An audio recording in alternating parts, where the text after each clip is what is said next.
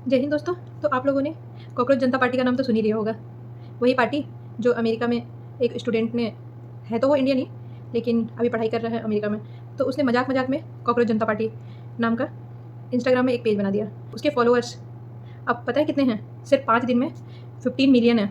और जबकि बीजेपी के जो इंस्टाग्राम फॉलोअर है वो सिर्फ 8 मिलियन है। तो ये कॉकरोच जनता पार्टी आखिर बनी कैसे?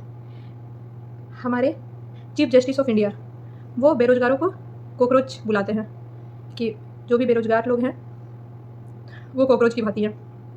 और इंडिया में भी आपको पता है ग्रेजुएट बेरोजगार कितने हैं? 29%। तो जेनजी आखिर करे तो क्या करे? सरकार जॉब दे नहीं रही है। कोई एग्ज़ाम होता है, ऐसा हो नहीं सकता है कि वो लीक ना हो। अभी नीट का आपको पता ही है कि कितना बवाल हुआ। नीट का एग्ज़ाम कितना इंपॉर्टेंट एग्ज़ाम होता है, लोग कितना ज़्यादा उसके लिए तैयारी करते हैं। और होता क्या है, रात रात भर जो स्टूडेंट तैयारी किए होते हैं, एग्ज़ाम दे के आते पता चलता है पेपर ही लीक हो गया है। तो ऐसे लोगों की बात कौन सुनेगा? आप देखें न्यूज़ में क्या आता है, हत्याकांड हत्याकांड हत्याकांड, ऐसा था वैसा था, उसका इससे अफेयर था। इसके अलावा आजकल मुद्दा नहीं आ रहा है। तो आखिर कहीं तो इन लोगों को अपना डिस्कशन करना होगा ना। तो 5 दिन में ऐसे ही थोड़ी 15 मिलियन लोग जुड़ गए।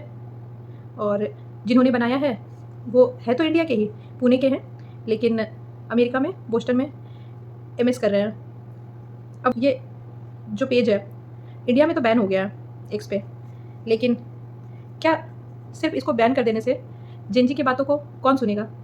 आखिर सरकार को ही तो सुननी चाहिए। बहुत सारे मुद्दे में चलो मान लेते हैं कि बहुत अच्छा काम कर रही है बीजेपी, लेकिन क्या स्टूडेंट के प्रति उनकी कोई जवाबदेही नहीं है? नीट लीक हुआ, किसी ने एक शब्द नहीं बोला। क्या बोलते हैं कि ऑफलाइन ही ऑनलाइन कर देंगे नेक्स्ट टाइम से। ये कोई बात होती है? हर चीज़ जब सरकार कर सकती है तो क्या स्टूडेंट के लिए वो कुछ नहीं कर सकती है? और स्टूडेंट जब अपनी बात उठाएंगे तो उसे ये बोल दिया जाएगा कि देश के बाहर के लोग इस तरह का माहौल बनाना चाहते हैं। जो भी है, आखिर चीफ जस्टिस ऑफ इंडिया अगर इस तरीके की बात नहीं बोले रहते तो मान लेते हैं कि बाहर के लोग ही इस तरीके का करवाना चाहते हैं, तो कम से कम आप तो मौका मत दो। मौका दे रहे हो तभी तो उसका फ़ायदा उठाया जा रहा है। ऐसा मौका क्यों देना है?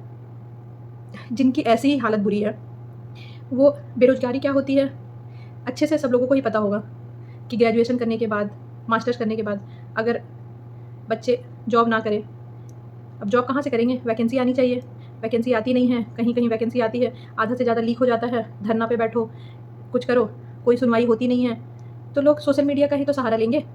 पहले था कि जा कर के धरना देना पड़ता था, अनशन पे बैठना पड़ता था, लेकिन अब ज़रूरत नहीं है। अब तो आराम से एक ट्वीट करो, मिलियन व्यूअर्स एक बार में देख लेंगे, तो कोई प्रॉब्लम ही नहीं है। तो चीज़ तो अच्छी है, बस यही है कि ये इंडिया तक ही रहे। बाहर के जो भी बहुत सारे ऐसे कंट्री हैं जो देश में उथल-पुथल मचाना चाहते हैं, बस उससे लिंक ना हो। बहुत लोगों का कहना है, जो भी अभिजीत हैं वो आम आदमी पार्टी से जुड़े हुए हैं, बहुत सारे उनके पुराने वीडियोज़ भी वायरल हो रहे हैं, जो भी है। लेकिन ऐसा मौका ही क्यों देना है अस्थिरता लाने का? ज़्यादा से ज़्यादा वैकेंसी निकालिए, वैकेंसी तो आधी से भी कम हो गई है। तो जो भी युवा हैं उनका गुस्सा तो फूटेगा ही। और इसमें कोई गलत बात तो है नहीं कि वो अपना गुस्सा ज़ाहिर ही नहीं कर सकते। कोई मीडिया है ही नहीं उनका बात सुनने को, तो वो सोशल मीडिया का ही तो सहारा लेंगे। चलिए देखते हैं क्या होता है। तब तक के लिए जय हिंद, जय भारत।